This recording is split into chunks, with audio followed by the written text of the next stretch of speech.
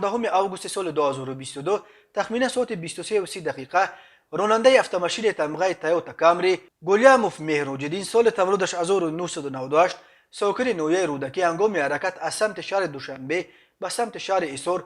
در حدود دهه مهرآباد به خطری حرکت درا را تامین کردن نتوانسته شهروند رسول و منیژه جمشیدونا سال تولدش 1995 ساکن شهر مذکور را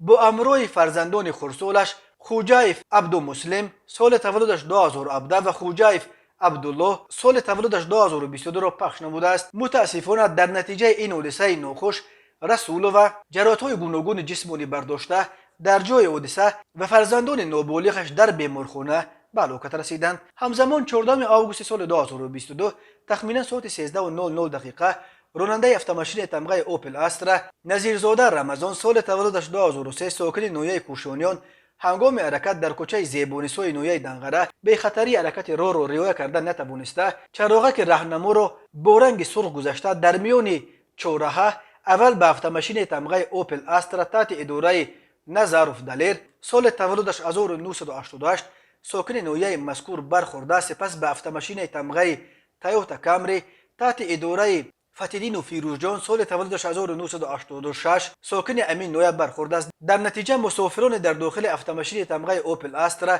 سعید و چینگل سال تولدش 1962 و سعید و دستگل سال تولدش 1960 ساکنان نویه دنغره به سلامتیشان جراحات گوناگون جسمانی برداشته در بیمارخانه به هلاکت رسیدند و سعید و گلنوره سال تولدش 1985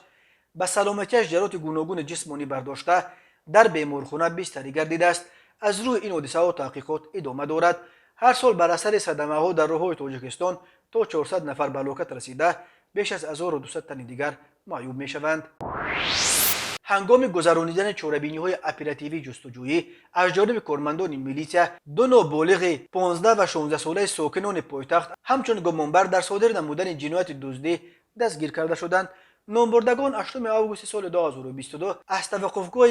مغازه پیکر که در کوچه عینی شهر دوشنبه جایگیر می باشد از داخل автомашین تمغه خوندای که به مرد 44 ساله ساکن پایتخت تعلق دارد 12000 سامانی را دزدیده از جای حادثه غیب شدند. از روی این حادثه تفتیشات ادامه دارد.